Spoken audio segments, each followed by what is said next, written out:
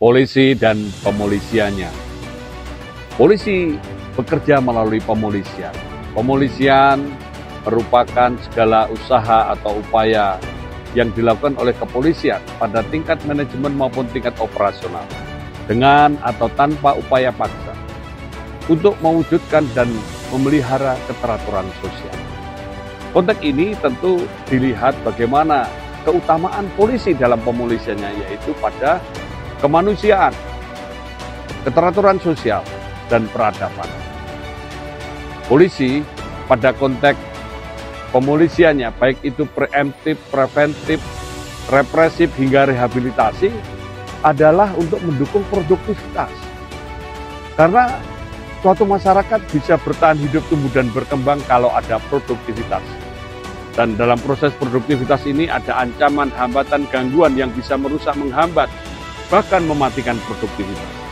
Sehingga diperlukan adanya suatu aturan etika, norma, hukum, moral yang bisa untuk menata, mengatur, untuk mengajak masyarakat mentaati dan menegakkannya. Diperlukan institusi yang menangani, salah satunya polisi.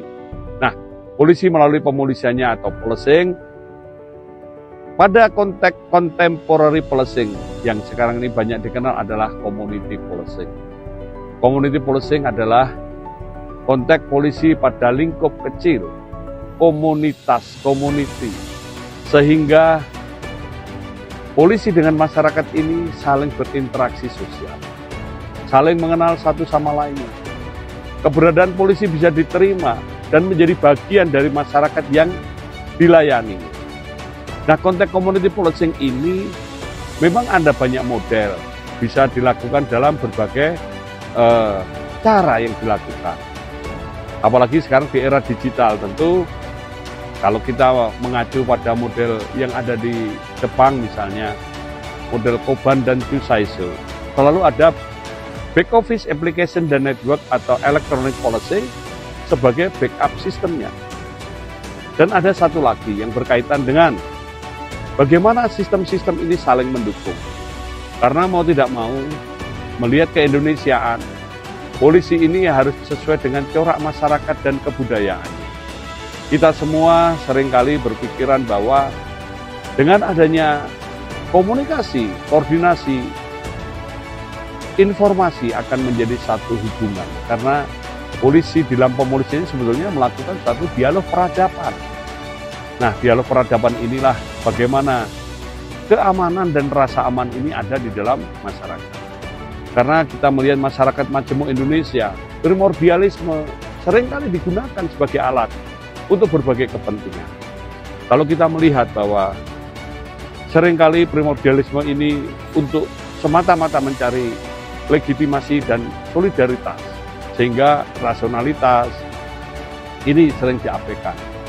Nah, kalau kita melihat apa yang ditulis Platon, seperti yang ditulis oleh Romo Setiawibowo ya, mengatakan bahwa masyarakat bisa digambarkan seperti big animal and beast. Di mana kaum sofis tahu bagaimana untuk menyenangkan, bagaimana untuk memaksa, bagaimana memanfaatkan atau menunggangi. Nah, konteks inilah polisi ini di dalam pemolisiannya adalah juga untuk membangun kesadaran, membangun moralitas sebagai anak bangsa, kesatuan persatuan. Maka polisi di dalam bekerja adalah dengan ketulusan, dengan kecepatan. Di era digital, maka bisa dijalin hubungan-hubungan komunikasi melalui WA Group misalnya, melalui sistem-sistem informasi lainnya.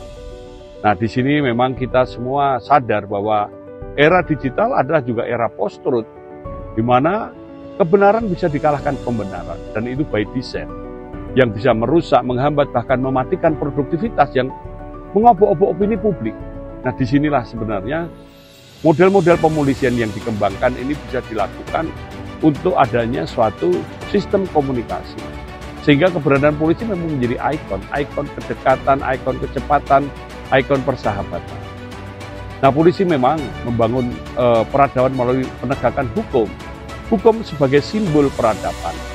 Sehingga penegakan hukum yang dilakukan polisi adalah untuk menyelesaikan konflik secara beradab. Yang kedua adalah memberikan efek pencegahan atau mencegah agar jangan terjadi konflik yang lebih luas. Kemudian selanjutnya adalah untuk memberikan perlindungan, pengayoman, pelayanan kepada korban dan para pencari keadilan. Dan ini merupakan supaya ada kepastian serta untuk adanya edukasi. Polisi selain penegak hukum juga penegak keadilan. Karena polisi di dalam menegakkan hukum tadi juga melihat pada kemanusiaan, kepentingan yang lebih luas, keadilan, dan juga untuk edukasi.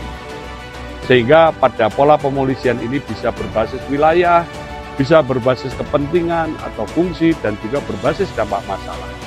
Nah, konteks semua ini adalah saling kait-mengkait, saling bisa mendukung sistem informasi komunikasi, dan bisa dilakukan secara proaktif problem solving.